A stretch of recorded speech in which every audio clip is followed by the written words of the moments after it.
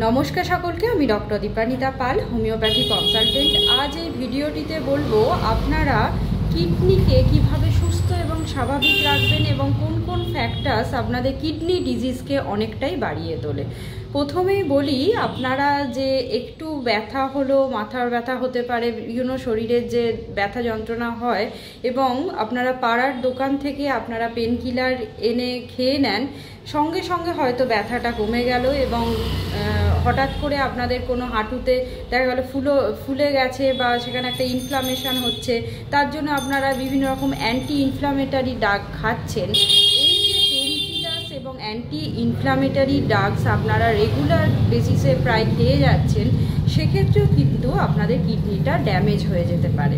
Number 2 হচ্ছে, যারা আপনাদের রেগুলার স্মোকিং করছেন, মানে চেইন স্মোকার যারা আছেন, তারা অতিরিক্ত পরিমাণের দিনের পর দিন এই স্মোকিং করার ফলে আমাদের যে কিডনিতে ব্লাড ভেসেলসগুলো আছে সেগুলোর কিন্তু ড্যামেজ হয়ে যায়, তার ফলে কিন্তু ক্রনিক কিডনি ডিজিজ আপনাদের হতে পারে। নাম্বার 3 হচ্ছে, যারা রেগুলার প্রসেসড ফুড খাচ্ছেন এবং যারা দেখা যাচ্ছে এখন মার্কেটে অ্যাভেলেবেল যেটা রেডি টু কুক, আমাদের সহজে চটজলদি আমাদের একটু গরম করলেই রান্না হয়ে যাচ্ছে, সেইগুলোকে আপনারা কিনে খাচ্ছেন। অনেকের ক্ষেত্রে বেকারি প্রোডাক্ট বিভিন্ন খাচ্ছেন, তাতেও অনেক প্রিজারভেটিভ থাকে। সেই সমস্ত প্রোডাক্টগুলো যদি রেগুলার গ্রহণ করে থাকেন, তার মধ্যে যে এক্সট্রা সল্ট দেয়া থাকে, ফুড কালার থাকে এবং আপনারা দেখেছেন যে টেস্ট বাড়ানোর জন্য অনেক টেস্টিং এজেন্ট অনেক কিছু তার মধ্যে ইউজ করা হচ্ছে, সেগুলোর ক্ষেত্রেও কিন্তু আপনাদের পেটের যেমন ক্ষতি করে, তার পাশাপাশি আপনাদের কিডনি হেলথটাকেও ড্যামেজ করে দেয়। এছাড়াও বলবো, আপনাদের যাদের ডায়াবেটিক যারা পেশেন্ট আছেন, তারা চেষ্টা করবেন আপনাদের যে ব্লাড প্রেশার তাকে কন্ট্রোলে রাখার, কারণ এই ডায়াবেটিস পেশেন্ট তার পাশাপাশি যদি তাদের ব্লাড প্রেশারটা অনেকটাই বেশি থাকে, তাদের ক্ষেত্রেও কিন্তু ক্রনিক কিডনি ডিজিজের সম্ভাবনা বেড়ে যায়। এছাড়াও বলবো, যাদের ক্ষেত্রে বেশি পরিমাণে অতিরিক্ত নুন দেয়া খাবার খাচ্ছেন এবং এক্সট্রা সল্ট রেগুলার পাতে নিচ্ছেন, তরকারি বা কিছুতে নুন থাকা সত্ত্বেও তাদের ক্ষেত্রেও কিন্তু কিডনি ড্যামেজ হয়ে যাওয়ার সম্ভাবনা থাকে।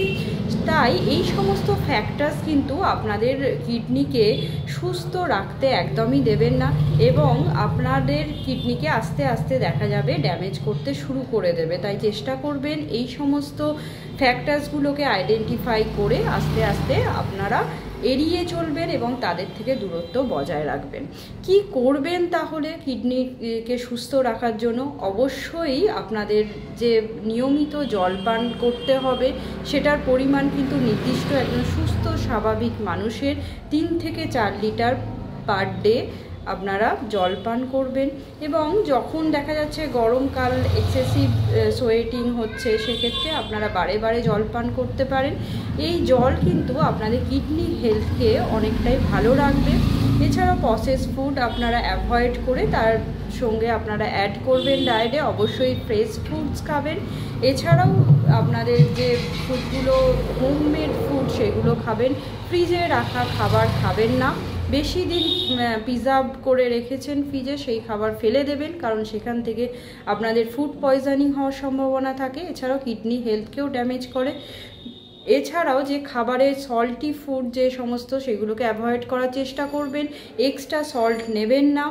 এরপরে যেটা অনেকের ক্ষেত্রেই দেখি, আপনারা যাদের কিডনি ডিজিজ আছে তাদের ক্ষেত্রে কিন্তু ওয়াটার ইনটেক লিমিটেড থাকে, সেটা খেয়াল রাখবেন। আমি যে পয়েন্টগুলো বললাম সেগুলো একজন সুস্থ স্বাভাবিক যাদের কোনো ডিজিজ কন্ডিশন নেই, সেক্ষেত্রে আপনারা এই পয়েন্টগুলোকে পয়েন্ট আউট করবেন এবং ফলো করে চলবেন। আদারওয়াইজ যদি কোনো হেলথ প্রবলেম থাকে, আপনারা অবশ্যই ডক্টরের পরামর্শ নেবেন। নমস্কার, সবাই ভালো থাকবেন এবং সুস্থ থাকবেন। আশা করি ভিডিওটি হেল্পফুল হবে। যদি হেল্পফুল হয়ে থাকে অবশ্যই চ্যানেলটিকে সাবস্ক্রাইব করবেন। ফেসবুক থেকে দেখে থাকলে অবশ্যই আপনারা ফলো করে রাখবেন, যাতে আমি যে হেলথ টিপসগুলো ফার্দার প্রোভাইড করব সেগুলো আপনারা সহজেই পেয়ে যান। নমস্কার, সবাই ভালো থাকবেন।